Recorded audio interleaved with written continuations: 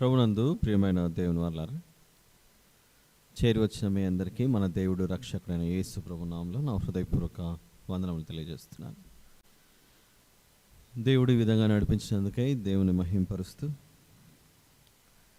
ప్రార్థన చేసుకొని ఆయన సహాయం చేత వర్తమానంలోనికి ప్రవేశిద్దాం.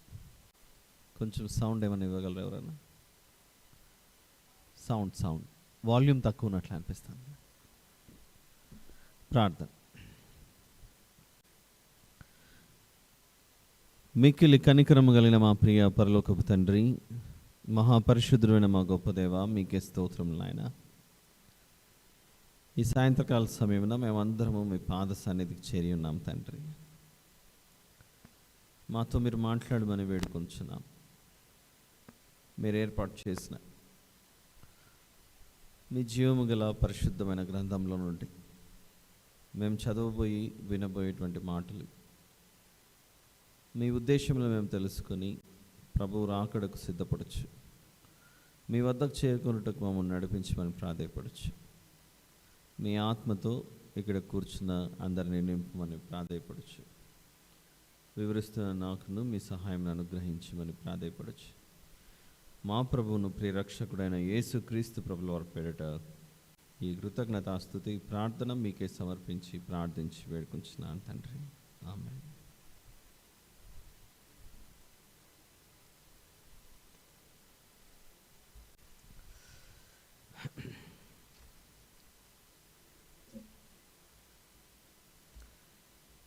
ఇర్మియా గ్రంథము 31వ అధ్యాయం.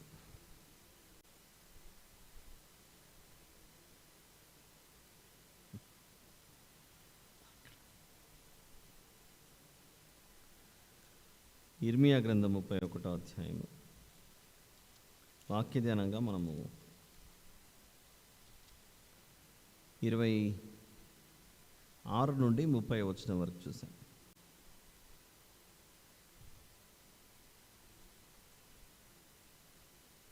అంతలో నేను మేలుకొని ఆలోచింపగా నా నిద్ర బహు వినోదమాయెను. యెహోవా వాక్కు ఇదే: ఇశ్రాయేలు క్షేత్రములోను యూదా క్షేత్రములోను నరబీజమును మృగబీజమును నేను చల్లు దినములు వచ్చుచున్నవి. వారిని పెళ్ళగించుటకును విరగొట్టుటకును పడద్రోయుటకును నాశనము చేయుటకును హింసించుటకును నేనేలాగు కనిపెట్టి ఉంటునో అలాగే వారిని స్థాపించుటకును నాటుటకును కనిపెట్టియుందును. ఇదే యెహోవా వాక్కు. ఆ దినములలో తండ్రులు ద్రాక్షకాయలు తినగా పిల్లల పళ్ళు పులిసెనను మాట వాడుకున్నారు. ప్రతివాడు తన దోషము చేతనే మృతి నొందును. ఎవడు ద్రాక్షకాయలు తినునో వాని పళ్ళే పులియును. ఈరోజు మన వాక్య ధ్యానం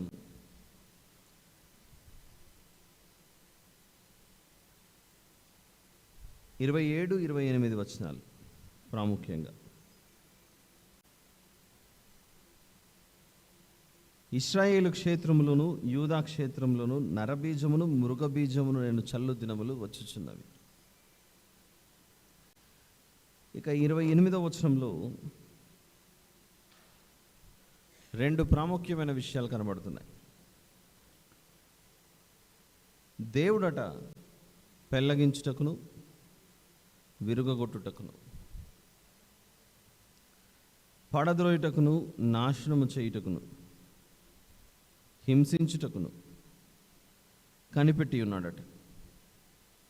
ఎలాగైతే ఆయన పడద్రోయుటకు కనిపెట్టి ఉన్నాడో అలాగే అని అన్నాడు చూడండి 28వ వచనంలో. అలాగే వారిని స్థాపించుటకును నాటుటకును కనిపెట్టి ఉందును. ఈ 28వ వచనంలో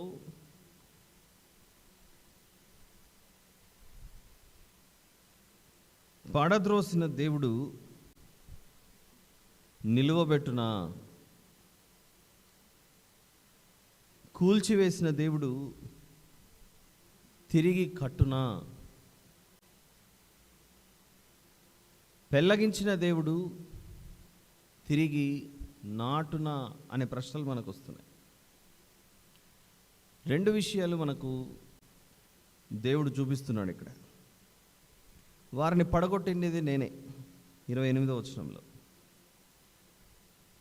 పెళ్ళగించుటకును, విరగొట్టుటకును, పడద్రోయుటకును, నాశనము చేయుటకును, హింసించుటకును దేవుడు కనిపెట్టి ఉన్నాడట. అలాగే ఆ పని అయిపోయిన తర్వాత స్థాపించడానికి, తిరిగి కట్టుటకు, నాటుటకు దేవుడు సిద్ధపరుస్తాడట. ఈ క్రైస్తవ జీవితంలో మనం అర్థం చేసుకోవాల్సినది, దేవుడు ఈ సమస్తానికి ఆయన యజమాని అయి ఉన్నాడన్న విషయం మనం మర్చిపోకూడదు. మనము ఆయన వారమే. మనము నివసిస్తున్న ఈ సృష్టి ఆయనదే. దీనిని ఏలుడి అని ఆదికాండం 1వ అధ్యాయంలో మనకు అప్పచెప్పినప్పటికీ, మనిషికి అప్పచెప్పిన దేవుడు గొప్పవాడవుతాడే కానీ అప్పచెప్పబడినది గొప్పది ఎప్పుడు అవ్వదు. ఒక వ్యక్తి ఒక కంపెనీ ఆఫీస్ పెట్టి మనల్ని అక్కడ పెట్టాడు, దీన్ని మొత్తం మీరు చూసుకోండి అని. ఇచ్చిన వ్యక్తి గొప్పవాడవుతాడా? ఇవ్వబడిన ఆఫీస్ గొప్పదవుతుందా? ఇచ్చిన వ్యక్తి సామర్థ్యం ఉంది కనుక ఇచ్చాడు. అతను తిరిగి వచ్చేలోపు అతని కార్యాలయం మొత్తం ఉండవలసిన విధంగా మనం ఉంచక ఒక 6, 7, 8 నెలల తర్వాత తిరిగి వచ్చాడు. అతను ఎలాగైతే బాధ్యత అప్పచెప్పాడు, వచ్చి చూసేసరికి మొత్తం అంతా పాడైపోయింది. ఆ ఆఫీస్ అంతా పని చేయడానికి రావాల్సిన వారు రావట్లేదు. కార్యాలయం మొత్తం దుమ్ము పట్టిపోయింది. తలుపు తీసి లోపలికి వచ్చేసరికి ఎక్కడ చూసినా సాలెపురుగు, గూళ్ళు, బూజు. ఒక అతన్ని నమ్మాడు, అతని చేతిలో పెట్టాడు ఈ కార్యాలయం, ఆఫీస్. కానీ తిరిగి వచ్చేసరికి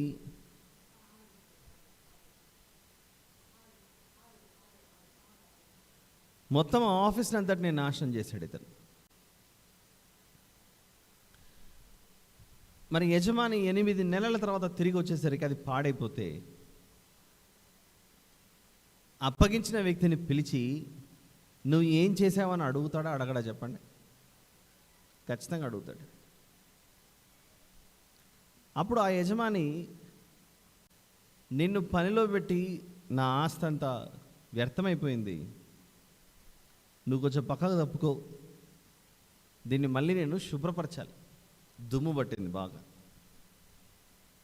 ఎక్కడ చూసినా బూజు బట్టి శుభ్రం లేకుండా, ఎవరు కూడా ఆఫీస్లోనికి ప్రవేశించకుండా అలా తయారైపోయింది. నిన్ను నేటి నుండి ఉద్యోగంలోంచి తీసేసి వేరే వాళ్ళని నియమించి ఈ కార్యాలయాన్ని మరొకరికి అప్పచెప్పాలని ఇతను నిర్ణయం తీసుకొని అప్పచెప్పాడు. యజమాని చేసింది సరైనదా కాదా? సరైనదే. మనం కూడా ఆ స్థానంలో ఉంటే మనం అదే పని చేస్తాం.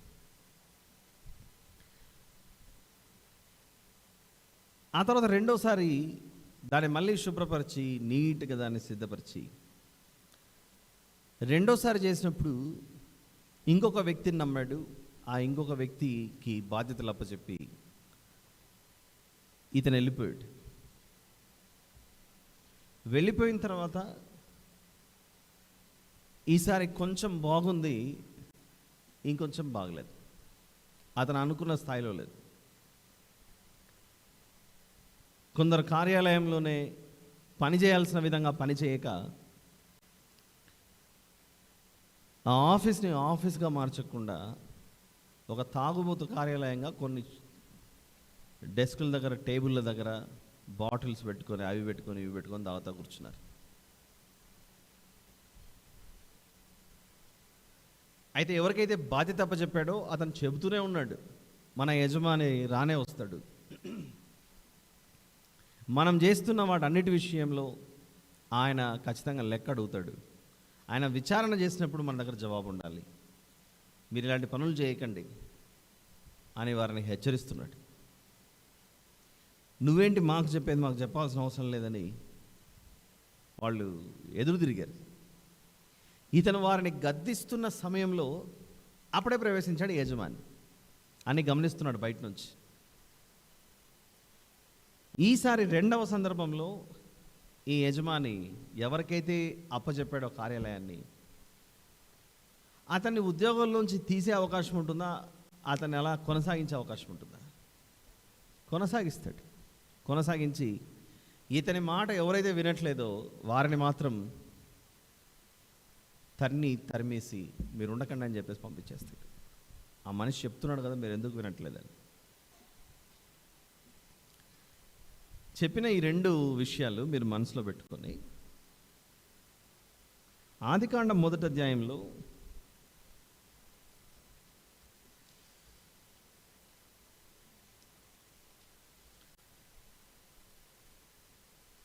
28వ వచనంలో మనిషికి దేవుడు ఏం అప్పచెప్పాడో ఒకసారి చూడండి.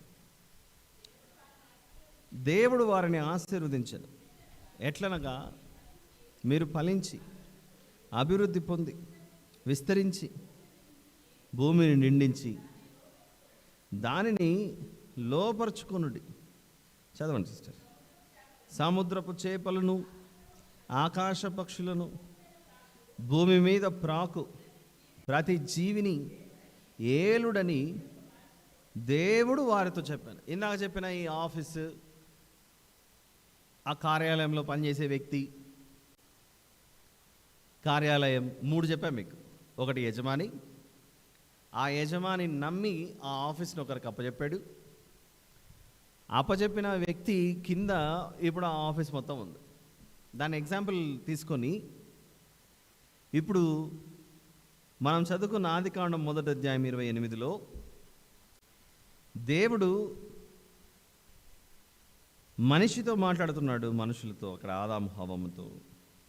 వారిని దీవించి ఏం చేశాడంటే, మీరు వాటిని ఏలుడి, దానిని లోపరుచుకొనుడి అని చెప్పాడు. మీరు దానిని లోపరుచుకొనుడి, దానిని ఏలుడి అని చెప్పాడు. ఇందులో యజమాని ఎవరు? ఈ ఎగ్జాంపుల్లో యజమాని ఎవరు? దేవుడు యజమాని. కార్యాలయానికి యజమాని ఎవరు? మీరు ఏలండి, మీరు దీన్ని చూసుకోండి, ఇది నేను చేశాను భూమిని, మీరు దీన్ని పరిపాలించండి, దీన్ని లోపరుచుకొని చక్కగా నడిపించండి అని చెప్తున్నాడు. వాస్తవానికి అయితే ఇది నేను చేశాను, మీరు నడిపించండి అని చెప్పాడు. ఆఫీస్ సెటప్ చేసింది నేను, మీరు నడిపించండి, మిమ్మల్ని నమ్మా అని చెప్పాడు. కాబట్టి చదువుకున్న ఈ సందర్భంలో ఇందాక ఆఫీస్ ఎగ్జాంపుల్ అన్నీ చెప్తున్నాను కనుక మీరు గెస్ట్ చేయండి, కంపేర్ చేసుకొని చూడండి, పోల్చి చూసుకోండి. యజమాని స్థానంలో ఎవరిని పెట్టచ్చు? దేవుడు. దేవుని చేత ఏర్పాటు చేయబడిన ఆఫీస్ ఇన్ఛార్జ్ ఎవరు? దేవుని చేత ఏర్పాటు చేయబడిన ఆఫీస్ ఇన్ఛార్జ్ మానవుడు, ఆదాం. ఆఫీస్ ఇన్ఛార్జ్ ఎవరు అంటే ఆదాం గారు. ఆఫీస్కి ఓనర్ ఎవరు? దేవుడు. 28 ప్రకారంగా, 1వ అధ్యాయం 28 ప్రకారంగా. మరి ఆఫీస్ ఏది? కార్యాలయం ఏది? ఈ భూగోళం, ఈ సృష్టి. యోబు గ్రంథం అంటే మనకొక న్యాయము, దేవునికి ఒక న్యాయం ఉండకూడదు ఎప్పుడు. 37వ అధ్యాయం, యోబు గ్రంథము 37వ అధ్యాయం.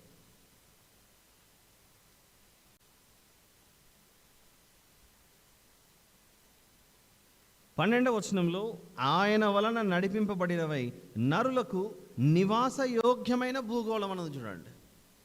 నరులకు నివాస యోగ్యమైన భూగోళం. నరులకు నివాసయోగ్యమైన భూగోళము అని రాయబడితే, నివసించుటకు అనుకూలమైన వాతావరణం ఉండే విధంగా చేసినది ఎవరు? దేవుడు చేశాడు. ఏముంది ఇక్కడ? నరులకు నివాస యోగ్యమైన భూగోళం. మరి ఈ భూమిని ఎవరు చేశారు? భూమిని ఎవరు చేశారంటే ఆదికాండం 1వ అధ్యాయం 1వ వచనమే. ఎవరు చేశారో అడ్రస్ దొరుకుతుంది మనకు. ఎవరైనా చెప్పగలరా చూడకుండా? ఆదికాండం 1వ అధ్యాయం 1వ వచనం. ఆది యందు దేవుడు భూమి ఆకాశములను సృజించెను. అంటే దేవుడు దేన్ని చేశాడు? భూమిని చేశాడు, ఆకాశమును చేశాడు. భూమిని ఆయన చేసి మనిషిని పిలిచి దీన్ని నువ్వు పరిపాలించు అని అప్పచెప్పాడు. దీన్ని నువ్వు ఏలు, దీన్ని లోపరుచుకో అని చెప్పాడు. ఆఫీస్ సెటప్ చేసింది ఎవరు? దేవుడు. ఆఫీస్ని ఏర్పాటు చేసింది దేవుడు. ఎవరికి అప్పచెప్పాడు ఈ ఆఫీస్ని? మనిషికి అప్పచెప్పాడు. మనిషికి అప్పచెప్పితే ఇందాక చెప్పిన ఎగ్జాంపుల్ రెండు చెప్పా. ఫస్ట్ సందర్భంలో యజమాని వచ్చేసరికి కార్యాలయంలో ఎవరు కనపడట్లేదు. మొత్తం ఎక్కడ చూసినా దుమ్ము ధూళి. గమనిస్తున్నాడు, 3 రోజులైంది, 4 రోజులైంది, ఎవరు రావట్లేదు. మొత్తం ఆఫీస్ అంతా ధ్వంసం చేసేసాడు. ఉన్న వస్తువులు అమ్మేసుకున్నాడు, ఏదో చేశాడు.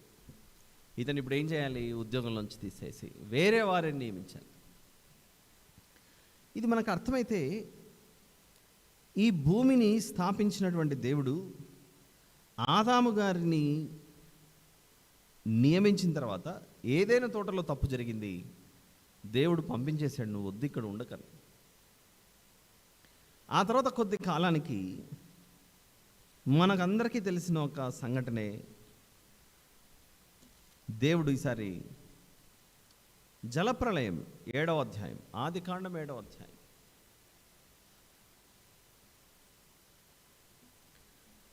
ఆదికాండం 7వ అధ్యాయంలో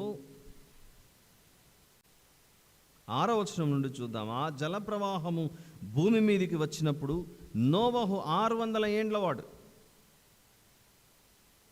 నోవహు గారు 600 ఏండ్లవాడు. అప్పుడు నోవహును అతనితో కూడా అతని కుమారులను అతని భార్యయు అతని కోడండ్రును ఆ ప్రవాహ జలములను తప్పించుకున్నటకై ఆ ఓడలో ప్రవేశించిరి. దేవుడు నోవహునకు ఆజ్ఞాపించిన ప్రకారం పవిత్ర జంతువులలోను అపవిత్ర జంతువులలోను పక్షులలోను నేలను ప్రాకు వాటన్నిటిలోను మగది ఆడుది జత జతలుగా ఓడలలో నోవహు నొద్దకు చేరాను. ఆ తర్వాత ఏం జరిగిందో మనకు తెలుసు. 12వ వచనం, 40 పగళ్లను 40 రాత్రులను ప్రచండ వర్షం భూమి మీద కురిశాను. దాని పై వచనంలో, నోవహు వయసు యొక్క 600 సంవత్సరము 2వ నెల 17వ దినమున మహాగాధ జలముల ఊటలన్నీ ఆ దినమందే విడబడెను, ఆకాశపు తూములు విప్పబడెను. ఈ హైదరాబాద్ నగరంలో నిన్న కురిసిన వర్షం హైదరాబాద్లోని కొన్ని ప్రాంతాలలో మోకాళ్ళ లోతు వరకు నీళ్ళు వచ్చాయనేది వినపడింది వార్త. అంత భయంకరమైన వర్షం. ఎంతసేపు కురిసిండవచ్చు? 1 గంట, అరగంట, 45 మినిట్స్ అనుకోండి. కురిసింది. పోనీ 2 గంటలు అనుకుందాం.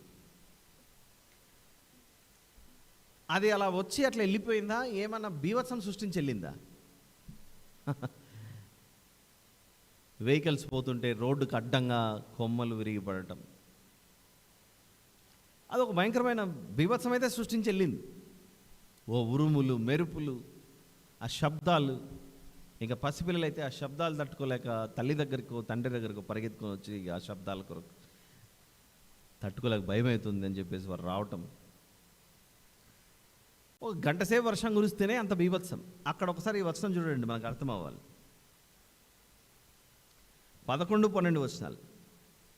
నోవహు వయసు యొక్క 600 సంవత్సరము 2వ నెల 17వ దినమున మహాగాధం జలముల ఊటలన్నీ ఆ దినమందే విడబడెను, ఆకాశపు తూములు విప్పబడెను, 40 పగళ్లను 40 రాత్రులను ప్రచండ వర్షం భూమి మీద కురిసి ఏకదాటిగా డే అండ్ నైట్ 40 days కురిసిందట. మరి ఇంత భయంకరమైన వర్షం కురిసినప్పుడు నిలబెట్టుటక పడగొట్టుటక ఈ వర్షం కురిసింటుంది? ఆలోచించండి ఒకసారి. 40 పగళ్ళు 40 రాత్రులు ఈ వర్షం భూమి మీద. ఇంకా దేవుడు చెప్తాడు, ఈ అధ్యాయం అలా చదువుకుంటూ మనం ముందుకెళ్తే దాని తర్వాత, ఇక ఎప్పటికీ ఇలాంటి వర్షం భవిష్యత్తులో కురవదు అనే నిర్ణయం తీసుకున్నాడట దేవుడు. దానికి గుర్తుగానే ఆకాశంలో మన కొరకు ఒక ధనస్సును పెట్టాడు, రెయిన్బో అని. తెలుసుగా మనకు అది. ఈ చిన్ని చిన్ని తుఫాన్లు వర్షాలకే మనము అతలాకుతలమైపోతుంటాం, తల్లడిల్లిపోతాం, అల్లాడిపోతాం, ఏమవుతుందా. కానీ ఇక్కడ మనం చదువుకున్న 7వ అధ్యాయంలో కురిసిన వర్షం 40 పగళ్ళు 40 రాత్రులు.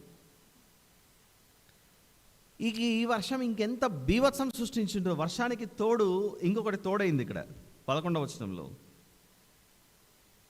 మహాగధ జలముల ఊటలన్నీ ఆ దినమందు విడబడినట్ట. ఒకవైపు పైనుంచి వర్షం కురుస్తోంది, లోపల నుంచేమో భూమి ఊటలు తెరిచింది.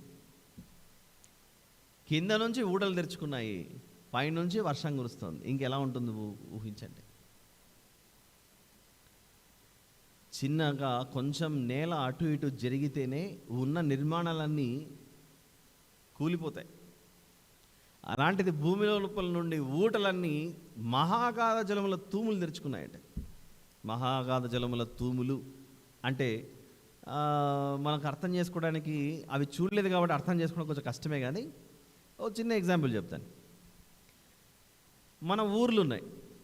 మన ఊర్లు అంటే మన సొంత గ్రామాలు కావచ్చు, టౌన్లు కావచ్చు, మండలు కావచ్చు, ఇంకోటి ఏదైనా.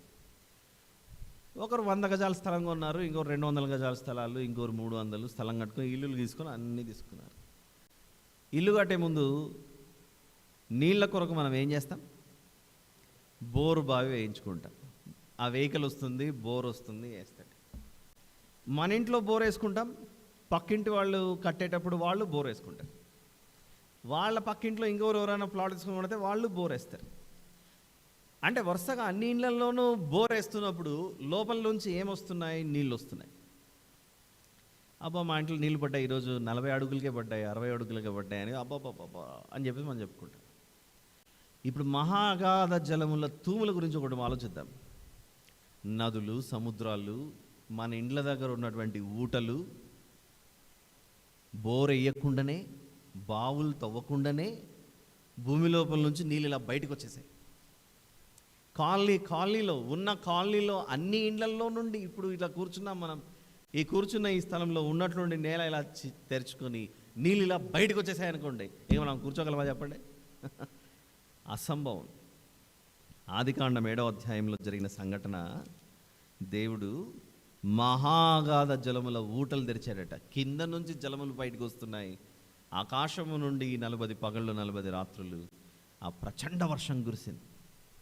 ఇలా కురుస్తున్నప్పుడు మనిషి నివసించుటకు అది ఉపయోగపడుతుందా, లేకపోతే మనిషి పతనం అవడానికి ఉపయోగపడుతుందా? అయితే నాశనం అయిపోవటానికి, పడగొట్టబడుటకు ఉపయోగపడుతుంది. ఎవరు పడగొడుతున్నారు? పడగొట్టేది ఎవరు? ఇక్కడ 7వ అధ్యాయంలో పడగొడుతున్నది దేవుడే. ఎందుకంటే ఈరోజు మన వాక్య ధ్యానం మీరు మర్చిపోకూడదు. ఎక్కడికో పోతున్నామని అనుకోకండి దయచేసి. ఇది బైబిల్ స్టడీ. ఇర్మియా గ్రంథం 31. దేవుని మనసు నాటి నుండి నేటి వరకు ఒకటేలాగుంటుంది. అందుకే ఆయనను నిన్న, నేడు, రేపు ఏకరీతిగా ఉండే దేవుడు అన్న విషయం మనం మర్చిపోకూడదు. ఇర్మియా గ్రంథం 31 28వ వచనం మనం చూస్తున్నాం. వారిని పెళ్ళగించుటకును, విరుగగొట్టుటకును, పడద్రోయుటకును, నాశనము చేయుటకును, హింసించుటకును నేనేలాగూ కనిపెట్టి ఉంటినో అన్నది చూడండి. అంటే అక్కడ జలప్రళయాన్ని తీసుకురావడానికి దేవుడు ఏం చేస్తూ ఉన్నాడట? కనిపెడుతున్నాడు. టైం రావాలి, ఈ జలప్రళయం బయటికి తీయాలి, టైం రావాలి, జలప్రళయం బయటికి తీయాలని కనిపెట్టి దేని కొరకు కనిపెట్టాడు? నోవాహు గారి ఓడ కట్టడం పూర్తవ్వాలి. ఓడ నిర్మాణం పూర్తవ్వకుండా జలప్రళయం రాకూడదు, కండిషన్ అది. ఎందుకు ఓడ ముగించబడాలి? ఓడ ముగించబడిన తర్వాతనే జలప్రళయం ఎందుకు రావాలి? ఓడ ఇంకా కట్టేటప్పుడు రావచ్చుగా? నో. దేవుని యొక్క ఆలోచన ఏంటంటే ఆ ఓడలోనికి వీరిని పంపించాలి. నోవహును, అతని భార్యను, నోవహు గారిని, ఆయన సతీమణిని, 3 కుమారులు 3 కోడళ్ళు, ఈ 8 మంది లోపలికి వెళ్ళాలి.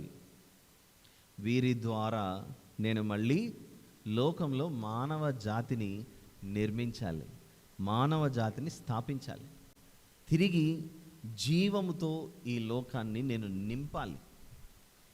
ఆ సంఘటన అలా జరుగుతుండగా మరో పని చేపడుతున్నాడు దేవుడు. మిగిలిన భక్తిహీనులందరినీ ఆయన ఏం చేస్తున్నాడు? పడగొడుతున్నాడు, పడద్రోస్తున్నాడు, నాశనం చేస్తున్నాడు, ఎదురు చూస్తున్నాడు. వారి నాశనం చేయడానికేమో దేవుడు కనిపెట్టున్నాడు. ఇక్కడ మరొక బృందాన్నేమో స్థాపించడానికి, నిలబెట్టడానికి కాపాడుతున్నాడు. ఇప్పుడు చదవండి ఇర్మియా గ్రంథం 31:28. వారిని పెళ్లగించుటకును, నోవహు గారి కాలంలో వారిని పెళ్లగించుటకును అంటే ఎవరు వారు? ఇర్మియా గ్రంథంలో ఏమో ఇశ్రాయేలు యూదా జనాంగం గురించి, కానీ నోవహు గారి కాలంలో ఆలోచిస్తే ఆ సందర్భం ఎంత చక్కగా కనబడుతుంది చూడండి. అవిధేయులను, భక్తిహీనులను, దేవుడంటే ప్రేమించని వారిని, ఆయనను విసర్జించిన వారిని, భక్తిహీనులను ఆయన పెళ్లగిస్తున్నాడట, విరగొడుతున్నాడట, పడద్రోస్తున్నాడట, నాశనం చేశాడట, హింసించాడట. ఎవరైతే ఓడలోనికి ప్రవేశిస్తున్నారో, ఆయన మాట విన్నారో, వారిని ఏం చేస్తున్నాడు దేవుడు? స్థాపించి నాటుటకు ఆయన కనిపెట్టి ఉన్నాడు. అంటే దేవుడు కనిపెట్టి ఉంటాడు, వేచి చూస్తూ ఉంటాడు. దేని విషయంలో? 2 విషయాలు కనబడుతున్నాయి. 1 పడద్రోయుటకు, 2 స్థాపించుటకు. ఎంత చక్కగా ఉంది చూడండి. పెళ్లగించుటకు మరియు నాటుటకు. దేవుని యొక్క మనస్సు 2 విధాలుగా కనబడుతుంది. కానీ ఆయన న్యాయం సరైనదా కాదా అని మనం ఒకసారి ఆలోచిస్తే, అవును, ఆయన న్యాయం సరైనదే. దుష్టులను హతమారుస్తున్నాడు, నీతిమంతులను స్థాపిస్తున్నాడు. మరి దేవుడు ఏమైనా తప్పు చేస్తున్నాడా? లేదుగా. దేవుడు ఏం తప్పు చేయట్లేదు. ఆ తర్వాత మనకు ఆదికాండము 19వ అధ్యాయంలో ఇలాంటి సంఘటన జరుగుతుంది. ఆదికాండం 19వ అధ్యాయంలో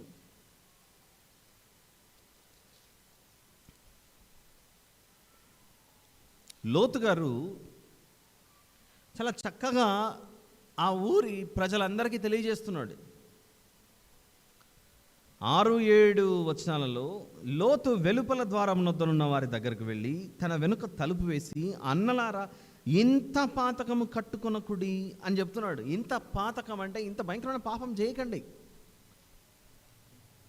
లోతుగారు మంచి మాటే చెప్తున్నారు అక్కడ, ఇంత పాతకం కట్టుకొనకుడి అని. కానీ అలా మాట వినకపోయేసరికి దేవుడు ఏం చేస్తున్నాడు? 23వ వచనం నుండి, లోతు సోయరుకు వచ్చినప్పుడు ఆ దేశమున సూర్యుడు ఉదయించెను. అప్పుడు యెహోవా సొదొమ మీదను గొమొర్రా మీదను యెహోవా యొద్ద నుండి గంధకమును అగ్నిని ఆకాశము నుండి కురిపించి ఆ పట్టణములను, ఆ మైదానం అంతటిని, ఆ పట్టణములో నివసించిన వారిని అందరినీ, నేల మొలకలను నాశనము చేసెను. ఇప్పుడు పడద్రోయబడినది ఎవరు? సొదొమ గొమొర్రా దాని పరిసర ప్రాంత ప్రజలందరూ. స్థాపించబడి ప్రాణాలతో బయటపడినది ఎవరు? లోతుగారు, లోతుగారి పిల్లలు. మన వాక్య ధ్యానం ఈరోజు ఇర్మియా గ్రంథం 31:28.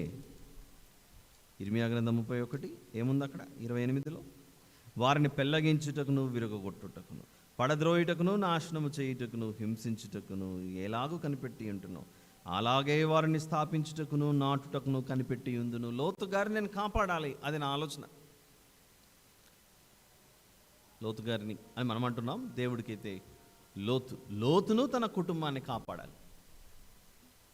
నోవహు కుటుంబాన్ని నేను కాపాడాలి. అది దేవుని యొక్క ఆలోచన, సంకల్పం.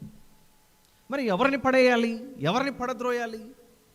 నోవహు గారు చెబుతున్నా కూడా ఓడలోనికి రాని వారిని, లోతు గారు చెబుతున్నా మాట వినని వారి గురించి.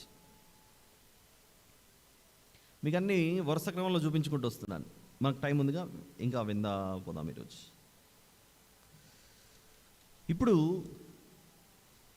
ఇర్మియా గ్రంథానికి వద్దాం.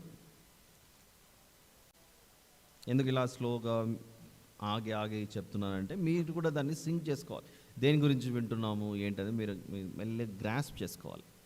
వేగంగా చెప్పుకుంటూ పోయినా భలే ప్రసంగం ఇచ్చాడండి ఈరోజు, ఏకదాటిగా వాగేసి వెళ్ళిపోయాడినా అని అనుకో. మీకు గుర్తుండాలి నేను చెప్పేది. ఇర్మియా గారు ఎన్నో విషయాలు వీరికి చెబుతూ వస్తాడు. ఇర్మియా గ్రంథం అంటేనే ప్రజలను దేవుని వైపు నడిపించడానికి చేసిన చివరి ప్రయత్నం. ఇర్మియా గ్రంథంలో 40వ అధ్యాయం, ఇర్మియా గ్రంథం 40వ అధ్యాయం, చాప్టర్ నెంబర్ 40. ఇర్మియా గ్రంథం, బుక్ ఆఫ్ జెర్మియా, మొదటి నుంచి చూద్దాం. రాజదేహ సంరక్షకులకు అధిపతి అయిన నెబూజరదాను యెరూషలేములో నుండి యూదాలో నుండి బబులోనునకు చెరగా కొనిపోబడిన బందీజనులందరిలో నుండి సంకెళ్ళ చేత కట్టబడిన ఇర్మియాను తీసుకుని రామాలో నుండి పంపివేయగా యెహోవా యొద్ద నుండి అతనికి ప్రత్యక్షమైన వాక్కు. రాజదేహ సంరక్షకులకు అధిపతి ఇర్మియాను అవతలకు తీసుకొని పోయి అతనితో ఇలాగ మాట్లాడాను. ఈ స్థలమునకు నేను ఈ కీడు చేసేదనని నీ దేవుడగు యెహోవా ప్రకటించను కదా. తాను చెప్పిన ప్రకారము యెహోవా దాన్ని రప్పించి చేయించను. ఏం రప్పించారంటే దేవుడు 2వ వచనంలో, ఈ స్థలమునకు నేను ఈ కీడు చేసేదనని నీ దేవుడగు యెహోవా ప్రకటించను కదా. నీ ద్వారా అనేక విషయాలు చెప్పాడుగా. తాను చెప్పిన ప్రకారము యెహోవా దాన్ని రప్పించి చేయించను. మీరు యెహోవాకు విరోధముగా పాపం చేసి ఆయన మాటలు వినకపోతిరి గనుక మీకీ గతి పట్టినది. ఆలకించుము. ఈ దినమున నేను నీ చేతుల సంకెళ్లను తీసి నిన్ను విడిపించుచున్నాను. నాతో కూడా బబులోనునకు వచ్చటం మంచిదని నీకు తోచిన యెడల రమ్ము, నేను నిన్ను భద్రముగా కాపాడదను. అయితే బబులోనునకు నాతో కూడా వచ్చటం మంచిది కాదని నీకు తోచిన యెడల రావద్దు. దేశమంతటా నీకేమీ అడ్డం లేదు ఇర్మియా. ఎక్కడికి వెళ్ళుట నీ దృష్టికి అనుకూలము, ఎక్కడికి వెళ్ళుట మంచిదని నీకు తోచునో అక్కడికి వెళ్ళుము. అయితే ఈ 40వ అధ్యాయంలో జరుగుతున్నది ఏంటంటే, చాలామందిని సంకెళ్ళు వేసి తీసుకెళ్ళిపోతున్నారు బబులోనీయులు. కానీ ఇర్మియా గారు వచ్చేసరికి ఇర్మియా గారికి కూడా సంకెళ్ళు పడ్డాయి అక్కడ. కానీ అలా సంకెళ్ళు వేయబడిన వారిలో ఇర్మియా గారు కనపడేసరికి అక్కడ ఉన్నటువంటి ఆ బబులోను దేశపు రాజదేహ సంరక్షకులకు అధిపతి అయిన 40వ అధ్యాయం మొదటి వచనం అర్థమైందా ఎవరికన్నా? రాజదేహ సంరక్షకులకు అధిపతి. ప్రజెంట్ మన భాషలో ఏమనొచ్చు ఈ ఉద్యోగం చేసే వ్యక్తిని? ఒకసారి మళ్ళీ చూడండి బైబిల్, 40వ అధ్యాయం మొదటి వచనం. రాజదేహ సంరక్షకులకు అధిపతి అయిన నెబూజరదాను, ఒక వ్యక్తి ఉన్నాడట. ఆ వ్యక్తి పేరు నెబూజరదాను. ఇతని ఉద్యోగం ఏంటంటే రాజదేహ సంరక్షకులకు అధిపతి. అంటే అర్థం ఏంటి? ఒక అధికారికి, దేశ ప్రధానమంత్రికో దేశ రాష్ట్రపతికో చుట్టూ బాడీ గార్డ్స్ ఉంటారుగా, గన్నులు పెట్టుకొని సెక్యూరిటీ, భయంకరమైన బలమైనటువంటి సేఫ్టీ. ఆ బాడీ గార్డ్స్కి అందరికి కూడా ఒక ఇన్ఛార్జ్ ఉంటాడు, ఒక సూపర్వైజర్. ఇదిగో ఈరోజు మన ప్రెసిడెంట్ ఆఫ్ ఇండియా అట్లు వెళ్తున్నారు, ప్రైమ్ మినిస్టర్ ఇటు వెళ్తున్నారు, జాగ్రత్తగా ఉండండి అది ఇది అని వాళ్ళని గైడ్ చేసి ఇన్స్ట్రక్ట్ చేయడానికి కూడా ఒక హెడ్ ఉంటారు, సూపర్వైజర్ ఉంటారు. బ్రదర్ కరెక్టేనా? బాడీ గార్డ్స్ చుట్టూ ఉంటే ఆ బాడీ గార్డ్లకు ఒక హెడ్ ఉంటాడు. ఈ హెడ్ చెప్పినట్లు ఈ బాడీ గార్డ్స్ అందరూ వినాలి. ఇక్కడ కనబడుతున్న నెబూజరదాను అనే వ్యక్తి రాజదేహ సంరక్షకులకు అధిపతి అట. దేహము అంటే ఏంటి తెలుగులో? శరీరం. ఇంగ్లీష్లో ఏమనాలి? బాడీ. రాజదేహ అంటే ఏ బాడీ? కింగ్కు బాడీ. కింగ్ బాడీ అంటే రాజు యొక్క దేహం. రాజు యొక్క బాడీకి సంరక్షకులట. ఇంకేమంటారు వారిని? బాడీ గార్డ్స్ అంటారు. ఆ బాడీ గార్డ్స్కి అధిపతి. తెలుగులో ఒకే పదమే ఉంది అక్కడ. మనం చదువుకుంటూ పోయామనుకోండి, ఇదేదో పెద్ద ఉద్యోగం అనుకుంటాం. అఫ్కోర్స్ అది పెద్ద ఉద్యోగమే. రాజదేహ సంరక్షకు పెద్ద ఉద్యోగం ఎందుకంటే అంటే తెలుగులో అంత పెద్ద పదం ఉంది కనుక. తెలుగులో పెద్ద పదం ఉంది కాబట్టి మనం అంత గ్రాస్ చేయదు. రాజదేహ, రాజదేహానికి బాడీ గార్డ్స్, వారికి అధిపతి, బాడీ గార్డ్స్కి హెడ్. ఈ హెడ్ అలా చూసుకుంటూ పోతే సంఖ్యలు వేయబడిన వారిలో ఇర్మియా గారు కనపడ్డారు. ఇర్మియా గారు కనపడగానే అయ్యయ్యో నీ చేతికి సంఖ్యలు మేం వేయటమా, లేదు చాలా తప్పు చేసాము ఇర్మియా, ఇదిగో వీళ్ళందరినీ తీసుకెళ్ళిపోతాం మా దేశానికి, కానీ నిన్ను మాత్రం తీసుకెళ్ళాం మేము. ఎందుకంటే నువ్వు ప్రకటించావు ఇక్కడ మేము వస్తామని, వీళ్లకు సంకెళ్ళు వేస్తామని, వీళ్ళని తీసుకెళ్తామని నువ్వు ప్రకటించావు. నువ్వు ఇలా ప్రకటిస్తుండగా మీ దేవుడే మమ్మల్ని ఇక్కడికి రమ్మని చెప్పి పంపించాడు, వీళ్ళని తీసుకెళ్ళిపోండి. ఇంత గొప్ప మాటలు నువ్వు చెప్పినా కూడా వీరు వినలేదు కనుక వీరిని తీసుకెళ్ళిపోతాం, నీకు మాత్రం పూర్తి స్వేచ్ఛ, ఈ దేశమంతా నీ చేతుల్లో ఉంది, నువ్వు ఎక్కడికి కావాల్స్తే వెళ్ళి అక్కడ నివసించు అని చెప్తున్నాడు ఇక్కడ నెబూజరదాన్. అయితే వెళ్ళిపోయే ముందు వీళ్ళు ఏం చేశారంటే, ఈ బబులోనీయులు వెళ్ళిపోయే ముందు ఒక పని చేసిపోతారు. ఏం చేస్తారంటే 52వ అధ్యాయం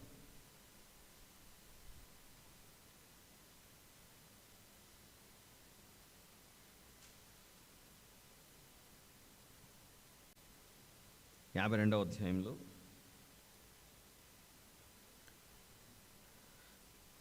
16వ వచనం నుండి చూద్దాం. అయితే రాజదేహ సంరక్షకులకు అధిపతి అయిన నెబూజరదాను ద్రాక్ష వనములను చక్కపరచుటకును సేద్యము చేయుటకును కడుబీదలు కొందరిని ఉండనిచ్చెను. అయితే యెహోవా మరియు యెహోవా మందిరములో నుండిన ఇత్తడి స్తంభములను, మందిరంలో నుండిన మట్లను, ఇత్తడి సముద్రమును కల్దీయులు తునకలుగా కొట్టి ఆ ఇత్తడి అంతయు బబులోను కొనిపోయారు. అన్నీ తీసుకెళ్ళిపోయారట, మందిరం ఖాళీ చేసి తీసుకెళ్ళిపోయారట, ఊడ్చేశారట. అలా మందిరాన్ని ఖాళీ చేయడమే కాకుండా వీళ్ళు ఏం చేశారంటే, ఆ మందిరాన్ని పోయే ముందు రాజులు 2వ గ్రంథంలో ఈ మందిరాన్ని, ఈ నెబూజరదాను అతని ప్రజలు వెళ్ళే ముందు ఏం చేశారంటే, రాజులు 2వ గ్రంథం, ఇదన్నీ ఒకదాంతో ఒకటి లింక్ అయి ఉన్నటువంటి అధ్యాయాలు.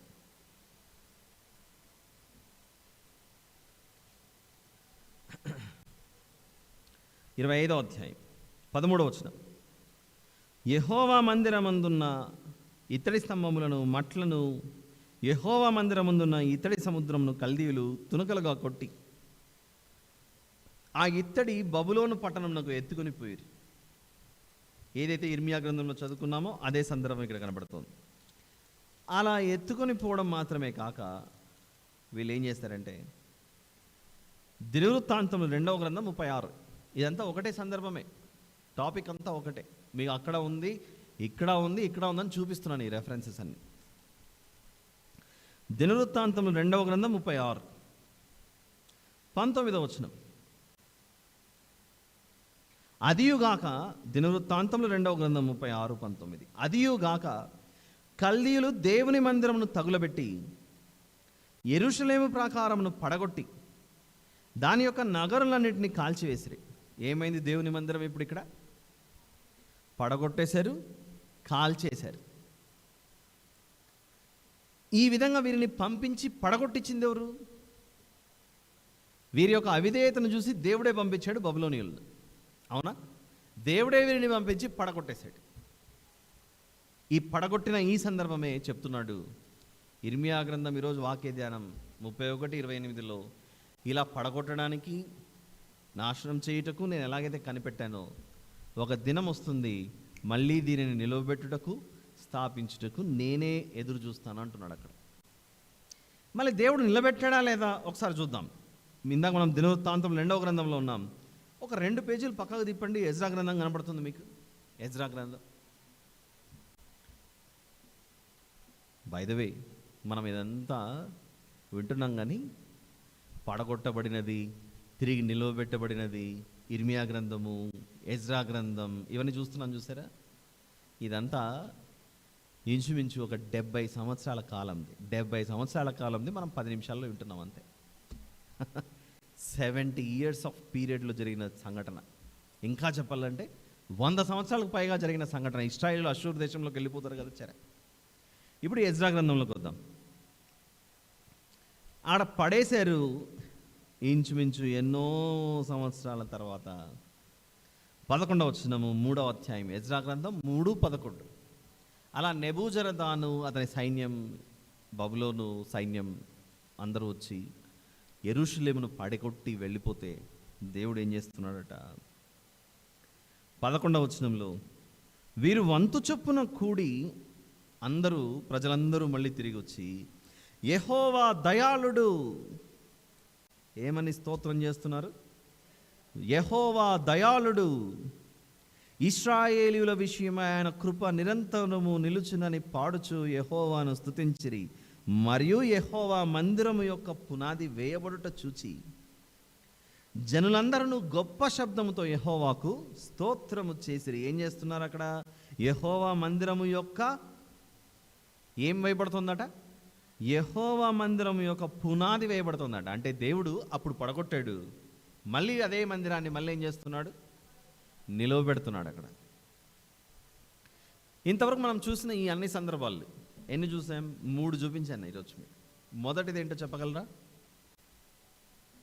నోవాహు గారి జలప్రలయంలో మొత్తం అంతటిని పడదోసి జలప్రలయం ద్వారా దేవుడు నోవాహు గారిని అతని కుటుంబాన్ని ఓడలోంచి బయటికి తీసుకొచ్చి మళ్ళీ మానవ జాతిని భూమి మీద స్థాపించాడు, మళ్ళీ క్రొత్తదిగా చేశాడు. అంటే దేవుని యొక్క ఉద్దేశం, ఈ భక్తిహీనులందరినీ నేను పడగొట్టేస్తే, లేకుండా చేస్తే ఈ భూమి మీద నీతిమంతులు మాత్రమే జీవించాలి అన్న ఆలోచనతో నీతిమంతుడైన ఈ నోవాహు గారి కుటుంబాన్ని దేవుడు బయటికి తీసుకొచ్చాడు. కానీ కాలక్రమేణా నోవాహు గారిలో నుంచి వచ్చినటువంటి సంతానమే విస్తరించి మళ్ళీ వాళ్ళు పాపం చేశారు. ఆ పాపం విస్తరించి పండింది సొదొమ గొమొర్రాలో. అప్పుడు మళ్ళీ లోతు గారి ద్వారా వారికి సువార్తను చెప్పాడు, ఆయన ఇంత పాతకం కట్టుకోకండి అని చెప్పినా కూడా వినకపోయేసరికి మళ్ళీ సొదొమ గొమొర్రా అనే దేవుడు ఏం చేశాడు? పడగొట్టాడు, నాశనం చేశాడు. ఆ ప్రాంతంలో నివసిస్తున్న లోతు గారి కుటుంబాన్ని బయటికి తీశాడు. లోతు గారిని నిలబెట్టాడు అక్కడ. పడగొట్టింది ఆయనే, నిలబెట్టేది ఆయనే. తర్వాత 3వది చూసాము ఇప్పుడు ఇందాక.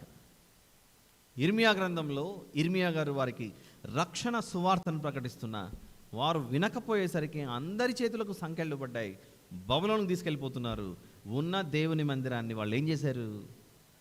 పడగొట్టి దాన్ని తగులబెట్టి వెళ్ళిపోతున్నారు. అది అయిపోయిన తర్వాత ఎన్నో సంవత్సరాలకు మళ్ళీ ఆజ్ఞ బయలుదేరి ఎజ్రా గ్రంథం 3వ అధ్యాయంలో చూసాం, దాని పునాది మళ్ళీ వేయబడింది. పునాది వేయబడింది. ఒకసారి ఎజ్రా గ్రంథం 1వ అధ్యాయంలో రండి ఒకసారి. అక్కడ 1వ వచనంలో పారసీక దేశపు రాజైన కోరెషు అని ఉంటుంది.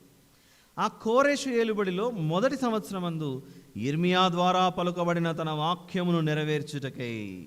ఇర్మియా గారు ఎక్కడ పలికారు? 31వ అధ్యాయంలో దేవుడు చెప్తున్నాడు, పడద్రోస్తున్నది నేనే, తిరిగి నిర్మించడానికి కూడా కనిపెట్టేది నేనే అన్నాడు. ఆ మాట ప్రకారంగా దేవుడు మళ్ళీ తిరిగి నిర్మించుటకు పారసీక దేశపు రాజైన కోరెషు ఏలుబడిలో ఒక ఆజ్ఞ బయలుదేరింది. ఏమని బయలుదేరిందంటే 2వ వచనంలో, పారసీక దేశపు రాజైన కోరెషు ఆజ్ఞాపించినదేమనగా, ఆకాశమందలి దేవుడైన యెహోవా లోకమందున్న సకల జనములను నా వశము చేసి యూదా దేశమందున యెరూషలేములో తనకు మందిరమును కట్టించమని నాకు ఆజ్ఞ ఇచ్చి ఉన్నాడు. అంటే మందిరము పడద్రోయబడింది ఓ కాలంలో. ఆ పట్టణం, ఆ మందిరం ప్రత్యేకంగా యెరూషలేం మందిరం, దాన్ని మీరు వెళ్ళి తిరిగి కట్టండి అని చెప్పేసి ఆజ్ఞ బయలుదేరింది. బయలుదేరగానే అందరూ మళ్ళీ తిరిగి వచ్చారు.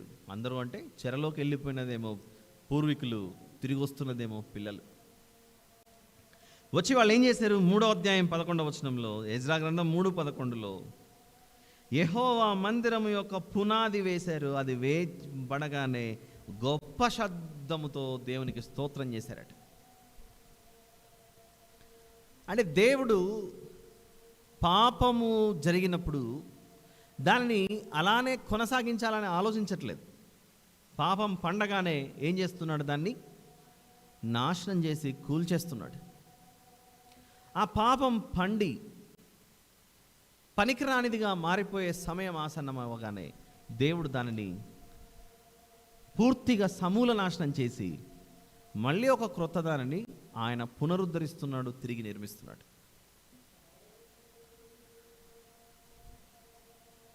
ఈ విధంగా ఆలోచిస్తే భక్తిహీనత, అవిధేయత, ఆజ్ఞలను అతిక్రమించడం, దేవుడు అసహించుకున్న వాటిని మనిషి చేస్తూ కొనసాగించుకుంటూ పోతే, ఇలా చేయకండి అని దేవుడు తన సేవకుల ద్వారా మొదట మాట్లాడుతూ ఉంటాడు. నోవాహు గారి ద్వారా, నోవాహు గారి తరంలో ఉన్న వారితో మాట్లాడాడు. సొదొమ గొమొర్రా ప్రజలతో, లోతు గారితో మాట్లాడాడు. యెరూషలేం పట్టణం తగలబడే సమయంలో, మందిరము కూల్చబడే సమయంలో దేవుడు యిర్మీయా గారిని అక్కడ నిలవబెట్టాడు, పెట్టి మాట్లాడించాడు. వారితో అన్ని విషయాలు ప్రకటించి, మీరు ఇలా చేస్తే మంచిది కాదు, ఈ పట్టణం నిలబడదు అని హెచ్చరించాడు. ఇలా హెచ్చరించిన దేవుడే 4000 సంవత్సరాలు, అనగా ఆదికాండం నుంచి మలాకీ గ్రంథం వరకు ఉన్న 4000 సంవత్సరాలు ప్రతి తరములో ఆయా ప్రవక్తలను దేవుడు పంపించి వారితో మాట్లాడించాడు. అలా 4000 సంవత్సరాలు పూర్తి అయిపోయిన తర్వాత కాలము రానే వచ్చింది. ఆ కాలము సంపూర్ణమైంది. గలతీ పత్రికలోకి వద్దాం. ఇప్పుడు ఇంతవరకు ఓల్డ్ టెస్టిమెంట్ చూసాంగా, పాత నిబంధన చూసాం. గలతీ పత్రిక 4వ అధ్యాయంలో 4వ వచనాన్ని చూద్దాం. గలతీ పత్రిక 4:4.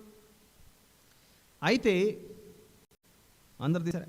170 పేజ్ నంబర్ 170. అయితే కాలము పరిపూర్ణమైనప్పుడు దేవుడు తన కుమారుని పంపెను. 4వ వచనం చూస్తున్నారు కదా, గలతీ 4:4. అయితే కాలము పరిపూర్ణమైనప్పుడు దేవుడు తన కుమారుని పంపెను. దేవుడే తన కుమారుని భూమి మీదకి పంపించినప్పుడు, దేవుడు, కుమారుడు అనే పదాలు మీరు కన్ఫ్యూజ్ అవ్వకండి. భూమి మీద మనిషిగా పుట్టాడు కనుక దేవుని కుమారుడుగా యేసు ప్రభు పిలువబడ్డాడు, అంతే. All right. కాలము పరిపూర్ణమైనప్పుడు దేవుడు భూమి మీదికి దిగి వచ్చాడు. దేవుడే దిగి వచ్చి ప్రకటిస్తున్నాడు. హెబ్రీ పత్రిక 1వ అధ్యాయం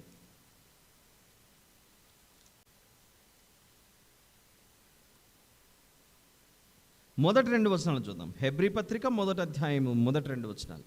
పూర్వకాలమందు నానా సమయములలోను నానా విధములుగాను ప్రవక్తల ద్వారా మన పితరులతో మాట్లాడిన దేవుడు ఈ దినముల అంతమందు కుమారుని ద్వారా మనతో మాట్లాడాను. అర్థమవుతుందా? దేవుడే పరలోకము నుండి భూమి మీదకి వచ్చి మనతో మాట్లాడాడు అని అంటే, ఇది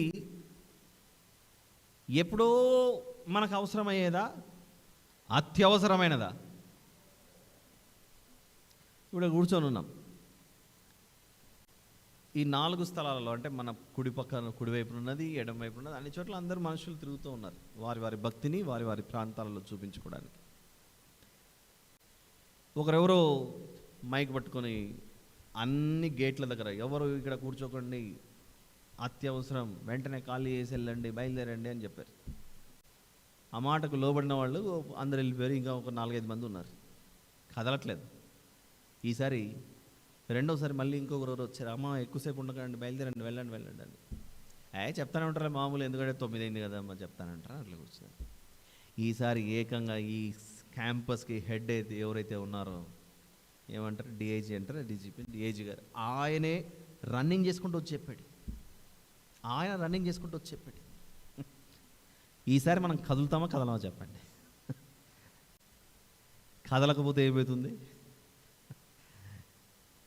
అమ్మ మంచిగా చెప్తున్నా బయలుదేరండి. కదలకపోతే ఆయన అధికారాన్ని ఉపయోగిస్తాడు. ఇక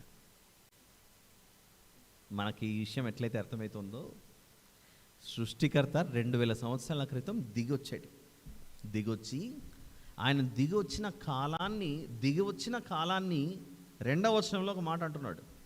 ఈ దినముల అంతమందు అన్నది చూడండి. అంటే యేసు ప్రభు వచ్చి మనకు ఒక మాటను తెలియజేసి వెళ్ళిపోతున్నాడు. మీరు ఏ కాలంలో ఉన్నారంటే దినముల అంతమంది ఉన్నారు. You are living in the end times. ముగింపు కాలంలో మీరున్నారు. ఈ ముగింపు కాలంలో మీరుండగా నేను వచ్చి చెబుతున్నాను మనిషిగా భూమి మీద. నేను వచ్చి చెబుతున్నప్పుడు మీరు ఎలా ఉండాలి? త్వరపడాలి, జాగ్రత్త పడాలి. ఎందుకు? నేను మొదట వచ్చాను, హెచ్చరించా, మీరు ఇలా జీవించాలి, ఇలా బ్రతకాలని. నేను వెళ్ళిపోయిన తర్వాత మళ్ళీ తిరిగి వస్తాను, చూసారా? నేను మళ్ళీ తిరిగి వచ్చినప్పుడు పరిస్థితి ఎలా ఉంటుందంటే భూమి మీద మీరు తట్టుకోలేరు. అది పేతురు గారు రాసిన 2వ పత్రిక 3వ అధ్యాయం. ఇంతవరకు ఏదో పడగొట్టడం స్థాపించడం అంటే ఏదో కథ చెప్తున్నట్లుంది. ఈరోజు బాగా నిద్రపోవచ్చు ఇంటికి వెళ్ళి తృప్తిగా అని అనుకున్నారేమో. ఇప్పుడు మనం వినేది చూడండి ఎలా ఉంటుందో. అది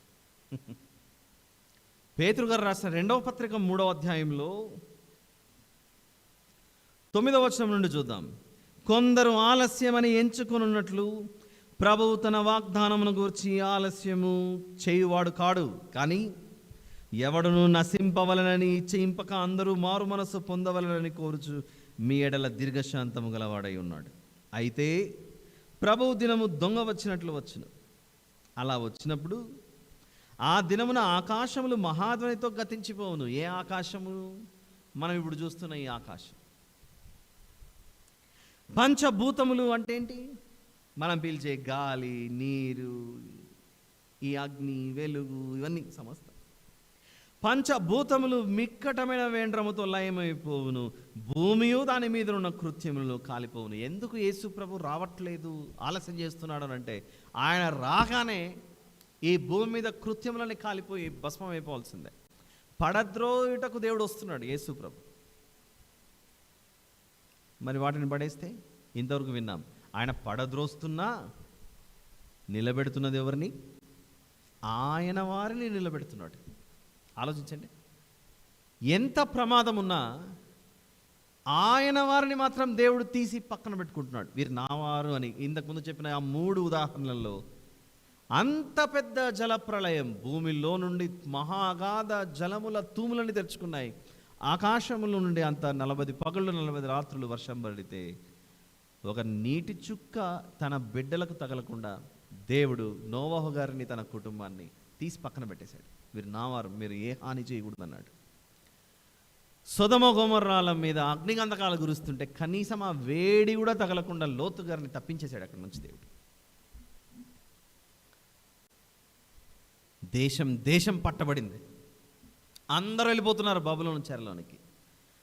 తనవాడైన ఇర్మియా గారిని మాత్రం దేవుడు తాకనివ్వలేదు, ముట్టనివ్వలేదు, పక్కకు తీసి పెట్టేశాడు. వీరు నావారు అని. అలానే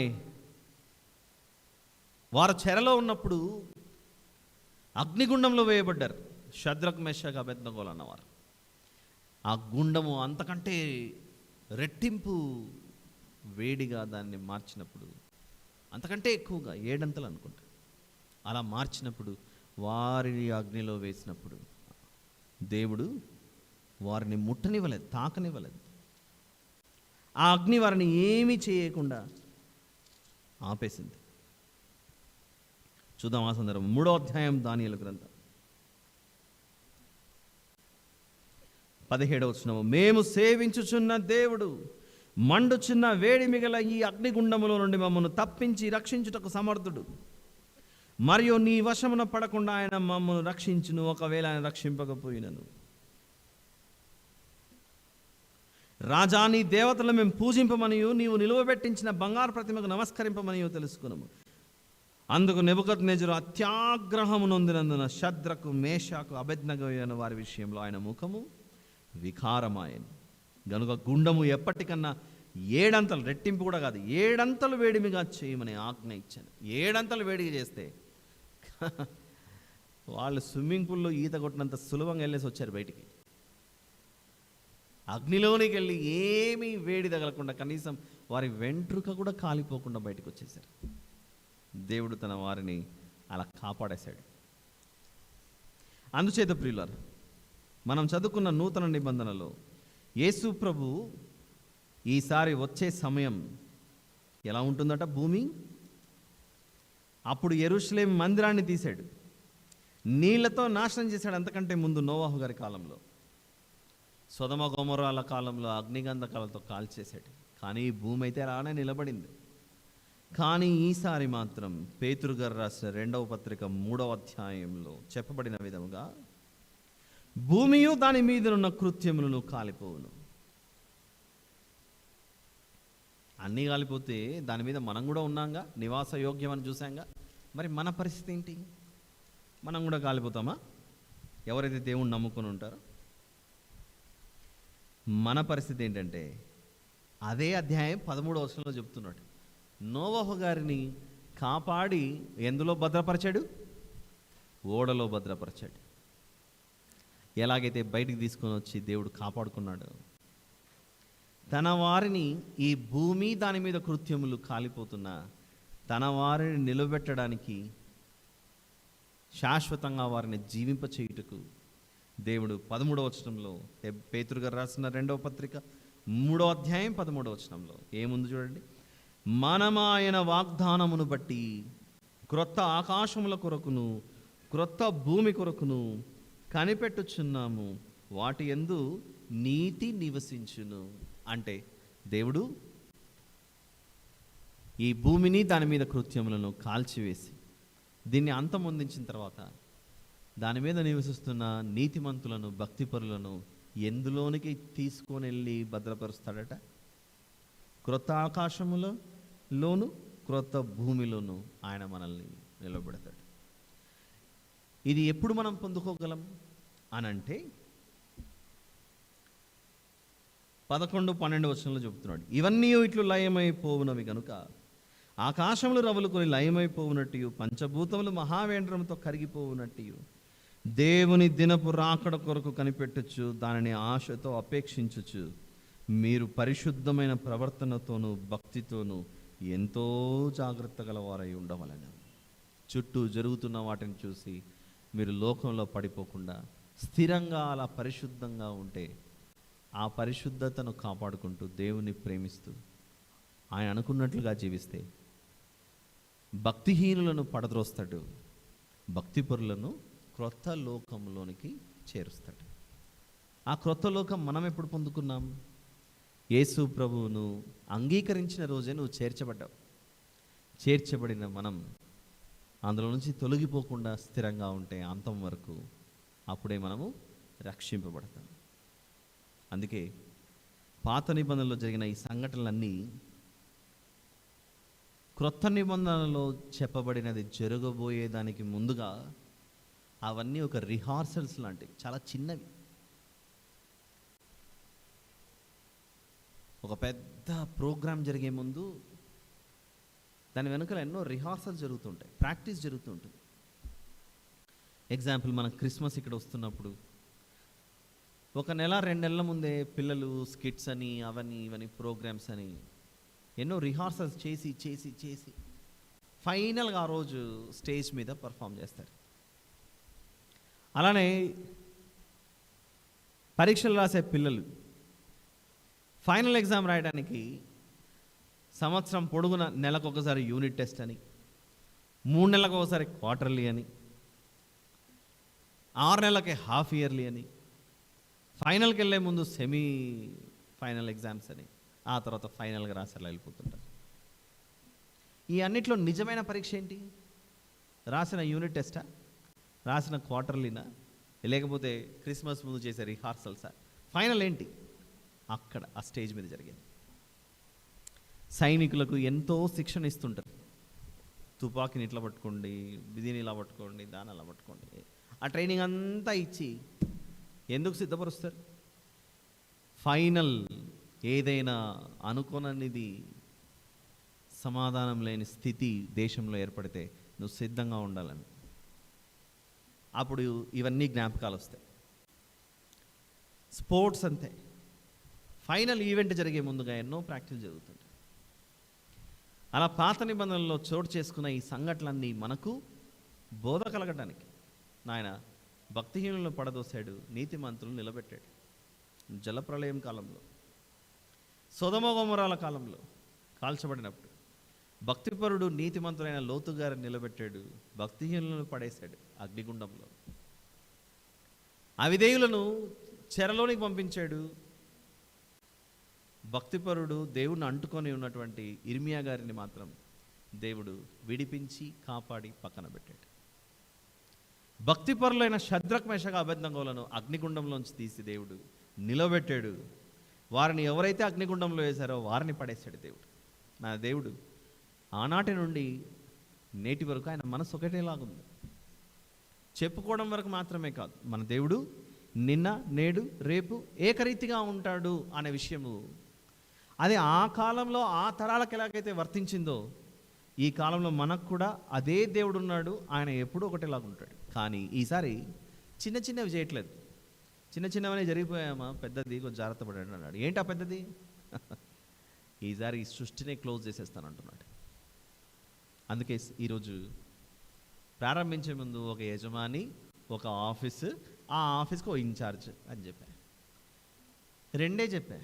ఎన్నిసార్లు ఆ ఆఫీస్ని ఆ యజమాని పునరుద్ధరిస్తున్నాడు, దానికి ఇన్ఛార్జ్గా పెట్టిన వాడు సరిగా మెయింటైన్ చేయట్లేదు, అంతా నష్టమే. ఆ ఆఫీస్ వలన అన్ని నష్టాలు వస్తున్నప్పుడు చివరికి యజమాని ఏం చేస్తాడు? ఆ ఆఫీస్ని అబ్బా భలే ఉంది ఆఫీస్ అని మళ్ళీ కొనసాగించుకుంటూ పోతాడా? ఏం చేస్తాడు కదండి, మూసి తీసి పక్కన పడేస్తాడు. ఇంత గొప్ప సృష్టిని చేసిన ఆయన ఈ ఆఫీస్ వద్దు ఏమొద్దు, నా వాళ్ళు ఎవరైనా ఉంటే కొంచెం నా వైపుకు రండి, నేను తీసుకెళ్ళి నా దగ్గర పెట్టుకుంటానని అలా మనల్ని అక్కడ తీసుకెళ్తుంది. ఇది ఒక పెద్ద అద్భుతమైన సంఘటన. అర్థమైందా మీకు? ఆలోచించి దేవునికి దగ్గరగా ఉండి ఆయనకి ఇష్టలుగా జీవించాలని ఆశిస్తూ ఇంతటితో ఈ సందేశాన్ని ముగిస్తున్నాను. ప్రార్థన చేసుకున్నాను. మహాపరిశుద్ధుడైన మా తండ్రి, మీకే స్తోత్రములు నాయన. మిక్కిలి కనికరము ప్రేమ కలిగిన మా గొప్ప దేవ, ఈరోజు మీరు మాకు వినిపించిన వాక్యాన్ని బట్టి మిమ్మల్ని మహిమపరుస్తున్నాను తండ్రి. మీరు మాకు తెలియజేసిన ఈ సందేశంలో మేము మీతో ఉంటే మాకెన్నో ప్రయోజనాలు, మీరు మమ్మల్ని ప్రేమించిన విధముగా మేమును మిమ్మల్ని ప్రేమించడానికి మాకు నేర్పించమని ప్రాధేయపడచ్చు. మా ప్రభువును ప్రియరక్షకుడైన యేసు ప్రభు వారి పేరిట అడిగి వేడుకొని సమర్పిస్తున్నాను తండ్రి. ఆమేన్.